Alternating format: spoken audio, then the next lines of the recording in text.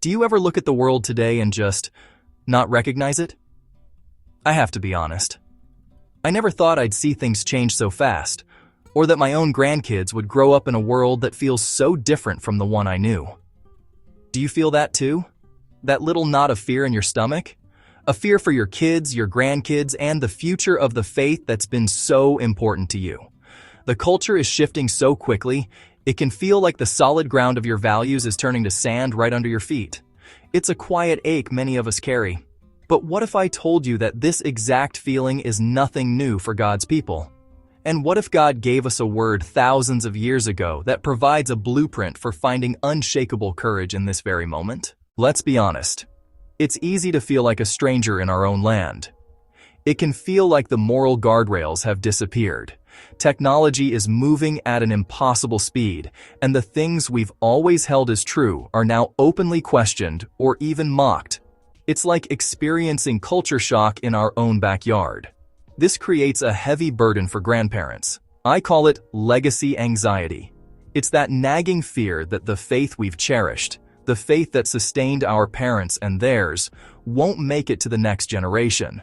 We see our grandkids navigating a world filled with messages hostile to the gospel, and it's easy to feel helpless, wondering, will their faith survive? Am I doing enough? This fear isn't a sign of weakness. It's a sign of how much you love. It's the natural protective response of a heart that deeply loves God and your family. But what do you do when the storm is the culture, and your voice feels lost in the noise? This feeling of standing on the edge of a scary new reality is not a modern problem. Travel back in time with me to a man named Joshua. His world was just turned upside down. His mentor, the larger-than-life leader Moses, is gone. After 40 years of following, Joshua is suddenly in charge. He's standing on the banks of the Jordan River, looking into a promised land that isn't empty. It's filled with fortified cities and cultures hostile to the God of Israel. The past is gone, and the future looks terrifying. I have to imagine Joshua felt a fear very similar to ours, a fear of the unknown, of failure, of the future. And it's right into that specific human fear that God speaks. What he says to Joshua, he says to us today. In Joshua chapter 1, verse 9, God gives a command that becomes the foundation of courage for every generation. Have I not commanded you? Be strong and courageous. Do not be afraid.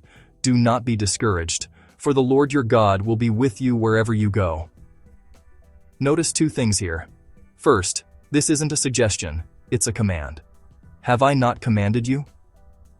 God is reminding Joshua that courage isn't a feeling he has to drum up on his own. It's an act of obedience. Second, the command is not based on Joshua's abilities. It's based entirely on the promise that follows. For the Lord your God is with you wherever you go. That is the blueprint. The courage we need doesn't come from our own strength or wisdom. It comes from the unwavering presence of a God who never changes. So, how do we live out this ancient command as grandparents today? First, we are called to have the courage to be present, not perfect. God isn't asking you to be a cultural expert with a perfect answer for every new ideology. He has simply called you to be present. Your consistent, loving, prayerful presence in your grandkids' lives is your most powerful asset. In a world of digital friends and passing trends, the gift of your focused attention is a profound statement of love. Your strength isn't in having all the answers. It's in showing up, rooted in the one who is always present with you. Second, our courage is found in God's unchanging word. When everything feels like shifting sand, you must anchor yourself to the rock of Scripture.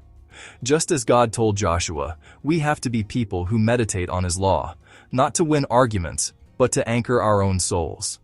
That way, when the winds of culture blow, we won't be so easily dismayed. We remain loving, prayerful, and faithful, and through it all, we point them to Christ. This is where being strong and courageous gets practical, and sometimes very hard. The greatest test of our courage often happens right at our own dinner table. What do you do when a grandchild you've prayed for embraces a belief system that goes against Scripture? Or when your own adult children raise their kids with faith on the back burner? Our first instinct might be to panic or lecture. But Joshua 1:9 calls us to a higher, more courageous path. It takes real courage to choose love when you want to criticize. It's the strength to make your home a safe harbor, not a battlefield, a place where your grandchild knows they are loved unconditionally. This doesn't mean you approve of every choice. Love and approval are not the same thing. It means you always lead with love. In these tough situations, your God-given role isn't to be the prosecutor, it's to be the intercessor. Your prayers are the most powerful weapon you have. You are fighting a spiritual battle for your family, and that battle is won on your knees, not in an argument. Be strong enough to keep your arms open and courageous enough to keep your heart soft, trusting that the Holy Spirit is more powerful than any argument you could ever make. Finally, being strong and courageous means shifting our perspective from the temporary to the eternal. It is easy to get discouraged by the brokenness of this world, but our hope was never meant to be in a perfect culture or even in our children perfectly living out their faith. Our ultimate hope is in Christ and the eternal home He is preparing.